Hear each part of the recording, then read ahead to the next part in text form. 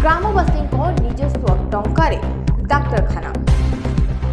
नयागढ़ जिला रणपुर ब्लॉक अंतर्गत गोपालपुर ग्राम पंचायत गोपालपुर ठारे सरकारी डाक्तरखाना करेंगे बोली चाहिए फल ग्रामवासी निजस्व टंकार डाक्तरखानाटीर भित्तिप्रस्तर स्थापना कर घर तैयारी कले किंतु दीर्घ 25 वर्ष बीती जाइथिले भी सरकार सहित ग्रामवासी उद्यम जारी रखिथिले। एहाकू डाक्टर सरकारी मान्यता पाई किंतु एहा प्रतिश्रुति रहीगला। ग्रामवासी तथा न्यूज तरफ अनुरोध नूतन सरकार केबे दृष्टि पड़िब जनसाधारण स्वास्थ्यर उपकारिता पाई परिबे। निजस्व टंकारी डाक्तरखाना कले मध्य सरकारी मान्यता पाई परिवार केबे परिचयटा देले गोपालपुर कौन अभियोग अच्छी कहले डाक्तरखाना डाक्तरखानार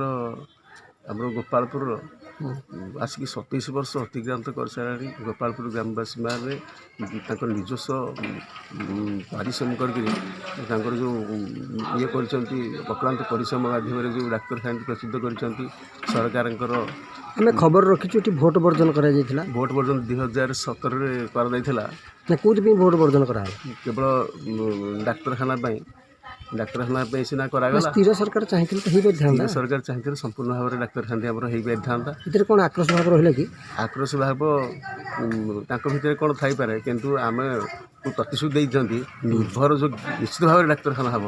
आमर गोटे 2023 गाइडलाइन प्रस्तुत से निश्चित भाव में डाक्तरखाना हम बोलिकी नुआ सरकार कौन कह सरकार तो मस नुआ सरकार को बर्तमान आम कहूँ चाहूँ सरकार निश्चित भाव में करें बोलिक आम आशा पोषण कर अंचलवासी आशा रखी अंचलवासी आशा रखी धन्यवाद नाटा कौन कहले दाम पात्र गोपालपुर अच्छा ये गोटे पूर्व 27 वर्ष पूर्व गोटे या निजस्व ये गोटे डाक्तरखाना या ता विषय कौन टे कहले विषय कौन आमर तो गोपालपुर ये होता मेडिकल आईटा को जदि डॉक्टर आसुँच कि कम किसी नहीं बर्तमान से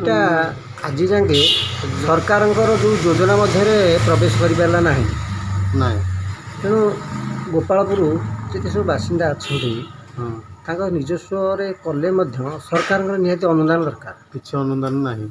अच्छा आगुरी बहुत ये होता भोट वर्जन भल मंद किसी होता कि हाँ आज्ञा भोट वर्जन भी होता सरपंच से ये थे तापर ए सुधा से किसी कार्यकारी हो पारा ना। अच्छा आमर पूर्वतन जिते सब सरकार थे स्थिर सरकार बेले हो पारा नहीं बर्तमान नुआ सरकार कौन पाइबे नुआ सरकार कर दिखते जब बहुत भल हाँ पाखापाखि लोक गुराक जाऊँ बहुत दूर आसिक ये